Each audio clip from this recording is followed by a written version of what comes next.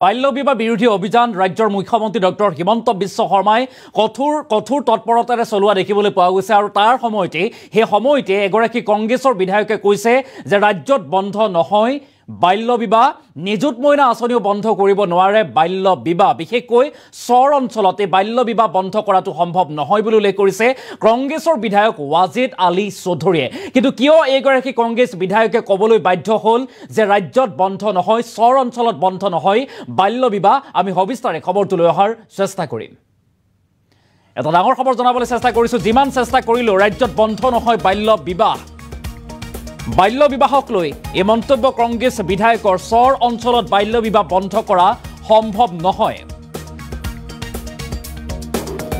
চৰ অঞ্চলত উচ্চ শিক্ষাৰ বিদ্যালয় স্থাপন নোহোৱালৈকে বাল্য বিবাহ বন্ধ নহয় বুলি উল্লেখ কৰিছে কংগ্ৰেছৰ এগৰাকী বিধায়কে নিযুত মইনা আঁচনিৰ জৰিয়তে বাল্য বিবাহ ৰোধৰ দাবী কৰিছিল ৰাজ্যৰ মুখ্যমন্ত্ৰী ডক্টৰ হিমন্ত বিশ্ব শৰ্মাই কিন্তু সেই আঁচনিয়ে বাল্য বিবাহ ৰোধ কৰিব নোৱাৰে বুলি দাবী কৰিছে এগৰাকী কংগ্ৰেছৰ বিধায়ক ৱাজিদ আলী চৌধুৰীৰ এই মন্তব্য আৰু বাল্য বিবাহক লৈ কংগ্ৰেছ বিধায়কৰ এই বিস্ফোৰক মন্তব্য এটা ডাঙৰ খবৰ এই মুহূৰ্তত জনাইছো ব্ৰেকিং নিউজ যে মুখ্যমন্ত্ৰীৰ নিযুত মইনা আঁচনিক লৈ বিধায়ক ৱাজিদ আলী চৌধুৰীৰ এই বিস্ফোৰক মন্তব্য আৰু ফকিৰগঞ্জৰ হামিদাবাদ উচ্চতৰ মাধ্যমিক বিদ্যালয়ত নিযুত মইনা আঁচনিৰ শুভ উদ্বোধন কৰে ৱাজিদ আলী চৌধুৰীয়ে আৰু পত্ৰ বিতৰণ কৰি এই বিস্ফোৰক মন্তব্য কৰে ৱাজিদ আলী চৌধুৰীয়ে তেখেতে কয় যে ৰাজ্যত বাল্য বিবাহ ৰোধ কৰাটো সম্ভৱ নহয় চৰ অঞ্চলত উচ্চ শিক্ষাৰ বিদ্যালয় যেতিয়ালৈকে স্থাপন নহয় তেতিয়ালৈকে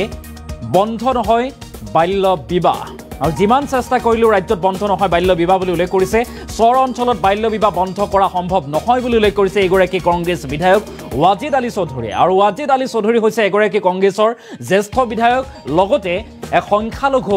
সংখ্যালঘুৰ এগৰাকী নেতা বা সংখ্যালঘু প্ৰধান অঞ্চলৰ এগৰাকী নেতা আৰু তেখেতে এই মন্তব্য কৰা পৰিলক্ষিত হৈছে বিশেষকৈ তেখেতে দাবী কৰিছে যেতিয়ালৈকে চৰ অঞ্চলত উচ্চ শিক্ষাৰ প্ৰতিষ্ঠান নিৰ্মাণ কৰা নহয় চৰ অঞ্চলত যেতিয়ালৈকে স্কুল কলেজ নিৰ্মাণ কৰা নহয় তেতিয়ালৈকে ছাত্ৰীসকল শিক্ষিত নহয় আৰু তেতিয়ালৈকে বাল্য বিবাহ বন্ধ নহয় বা ৰোধ কৰিব নোৱাৰে অসম চৰকাৰে বা হিমন্ত বিশ্ব শৰ্মা চৰকাৰে এই মন্তব্য কৰিছে ৱাজিদ আলী চৌধুৰীয়ে এটা ডাঙৰ খবৰ পুনৰবাৰলৈ কৰিছো যিহেতু ৰাজ্যৰ মুখ্যমন্ত্ৰী ডক্টৰ হিমন্ত বিশ্ব শৰ্মাই নিযুত মইনা আঁচনি ৰূপায়ণ কৰিছে আৰু এই আঁচনিৰ মূল লক্ষ্য হৈছে বুলি উল্লেখ কৰিছে এই কাৰণেই যে ৰাজ্যত বাল্য বিবাহ বন্ধ কৰিব কিন্তু এই ৰাজ্যত বাল্য বিবাহ বন্ধ হ'ব কেতিয়া যেতিয়া ৰাজ্যৰ বিভিন্ন স্থানত চৰ অঞ্চলতো উচ্চ শিক্ষাৰ প্ৰতিষ্ঠান গঢ় লৈ উঠিব ছাত্ৰীসকল যেতিয়া বিদ্যালয়লৈ যাব তেতিয়া সেই বাল্য বিবাহ বন্ধ হ'ব কিন্তু যেতিয়ালৈকে বাল্য বিবাহ বন্ধ কৰিবলৈ চৰ অঞ্চলত শিক্ষানুষ্ঠান গঢ় লৈ নুঠে তেতিয়ালৈকে বন্ধ নহয় বাল্য বিবাহ এই মন্তব্য কৰিছে কংগ্ৰেছৰ জ্যেষ্ঠ বিধায়ক ৱাজিদ আলী চৌধুৰীয়ে নিযুত মইনা আঁচনি আৰু বাল্য বিবাহক লৈ চৰ অঞ্চলত বাল্য বিবাহ বন্ধ হ'ব নে নহয় এই সন্দৰ্ভত কি বিস্ফোৰক মন্তব্য কৰিছে মন্তব্য আমাৰ হাতত আছে আমি মন্তব্য আগবঢ়োৱাৰ চেষ্টা কৰিম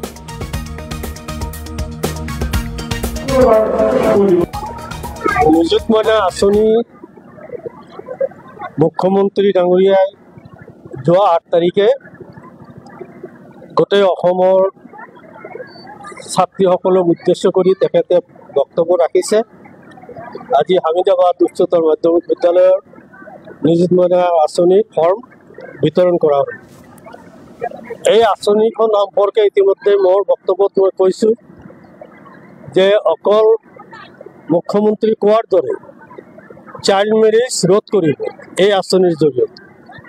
কিন্তু য'ত উচ্চ শিক্ষাৰ কোনো প্ৰতিষ্ঠানেই নাই তাত দুখীয়া ল'ৰা ছোৱালীবিলাকৰ কি অৱস্থা হয় আজি দক্ষিণ হালমৰা সমষ্টি বিশাল চৰ অঞ্চলত তাত উচ্চ শিক্ষাৰ কোনো ব্যৱস্থা নাই ইভেন হাইস্কুল পৰ্যন্ত নাই এম ই স্কুল আছে এম ই স্কুল পাছ কৰাৰ পিছত